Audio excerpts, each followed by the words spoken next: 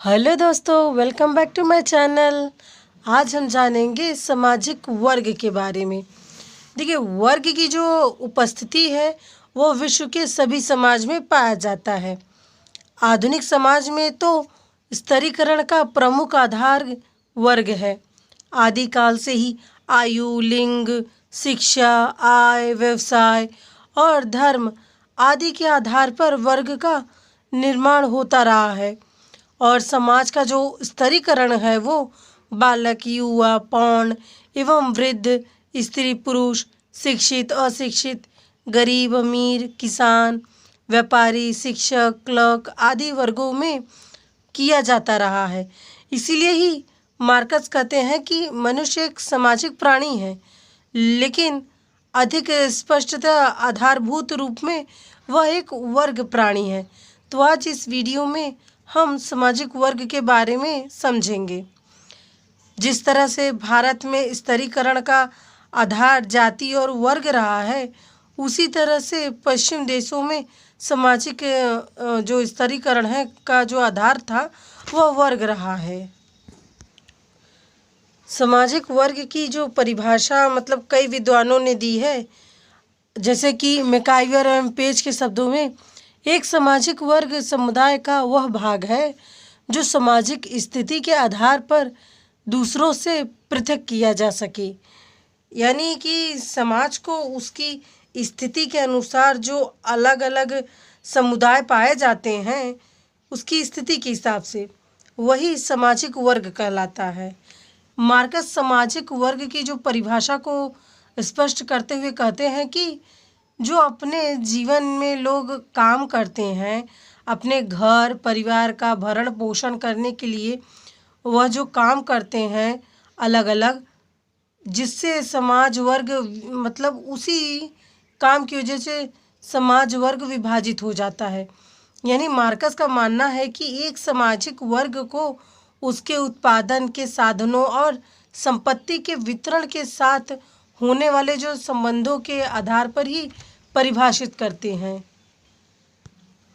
देखिए, सामाजिक वर्ग की विशेषता, वर्ग की ये जो अवधारणाएं या परिभाषाएं हैं, इनको और अच्छी तरह से स्पष्ट तरीके से समझने के लिए हमें वर्ग की विशेषताओं को जानना होगा, तभी हम सामाजिक वर्ग को और अच्छे से समझ पाएंगे। समूह का उतार चढ़ाव, ये पहली विशेषता है। समाज के वर्ग की एक श्रेणी होती है, जैसे उच्च वर्ग, मध्यम वर्ग, निम्न वर्ग।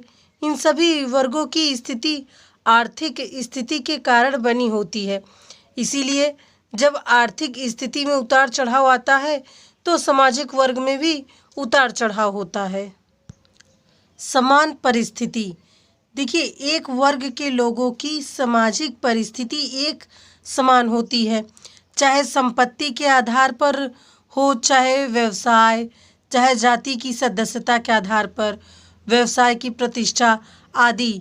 ये अलग अलग परिस्थितियां होती हैं, लेकिन उनकी जो वर्ग है इनके, ये समान परिस्थिति लेकर चलते हैं। तीसरा है उच्च नीच की भावना। देखिए, शासक एवं संपन्न वर्गों के लोग शासित एवं गरीब वर्गों को अपने से हीन समझते हैं, और साथ ही निर्धन लोग धनी वर्ग को अपने से ऊंचा समझते हैं। तो ये सभी वर्गों में ऊंच नीच की भावना पाई जाती है। वर्ग चेतना, सभी वर्गों के लोगों में वर्ग चेतना पाई जाती है। सभी वर्गों की सामाजिक प्रतिष्ठा एक दूसरे से अलग होती है। उदाहरण के लिए हम कह सकते हैं, जैसे मजदूर वर्ग के लोग अपना वेतन महंगाई भत्ता, बोनस, मकान का जो किराया है और काम के घंटे, भर्ती और इनकी जो पद्धतियाँ होती है, सब इन सभी मांगों को लेकर एकजुट होकर हड़ताल और प्रदर्शन करते हैं। इस तरह से इनमें एक वर्ग चेतना हो जाती है। देखिए, एक वर्ग के लोगों के सामाजिक संबंध हमेशा अपने ही वर्ग के लोगों तक सीमित रहते हैं और दूसरे वर्ग से दूरी बनाए रखते हैं, जिससे सीमित सामाजिक संबंध ही बन पाते हैं। यानी एक वर्ग सिर्फ अपने वर्ग तक ही रहती है, दूसरे वर्ग के लोगों से कोई लेना देना नहीं होता है। वर्ग की वस्तुपरक विशेषता देखिए, मकान का जो प्रकार होता है, मोहल्ले की प्रतिष्ठा, शिक्षा, आय, रहन सहन, बोलने का तरीका, सभी वर्गों का अलग अलग होता है। जन्म का महत्व नहीं। देखिए, ये इस विशेषता के अंतर्गत वर्गों में व्यक्ति की प्रतिष्ठा का महत्व जो इसके मतलब गुण और आय के कारण होता है वर्गों में। जन्म के आधार पर मतलब कि इनमें कोई भेदभाव नहीं पाया जाता। कम स्थिरता, यानी वर्ग व्यवस्था में अपेक्षाकृत कम स्थिरता होती है, क्योंकि यह परिवर्तनशील व्यवस्था है। क्योंकि जो स्थिति होती है वर्ग व्यवस्था की ये सामाजिक वर्ग व्यवस्था की स्थिति कभी भी ऊंचे नीचे आ जा सकती है, क्योंकि इनमें आर्थिक स्थिति के कारण इनकी स्थिति बनती है जो कि बढ़ती घटती रहती है, इसलिए ये कम स्थिर होते हैं सामाजिक वर्ग। उपवर्ग, देखिए सभी सामाजिक वर्ग में भी कई उपवर्ग पाए जाते हैं। जैसे उदाहरण के लिए मध्यम वर्ग में भी सभी एक जैसे नहीं है, उनमें भी उच्च मध्यम वर्ग और मध्यम में मध्यम वर्ग एवं मध्यम वर्ग में निम्न वर्ग आदि ऐसे पाए जाते हैं। तो इस तरह से सभी वर्गों में उपवर्ग पाए जाते हैं।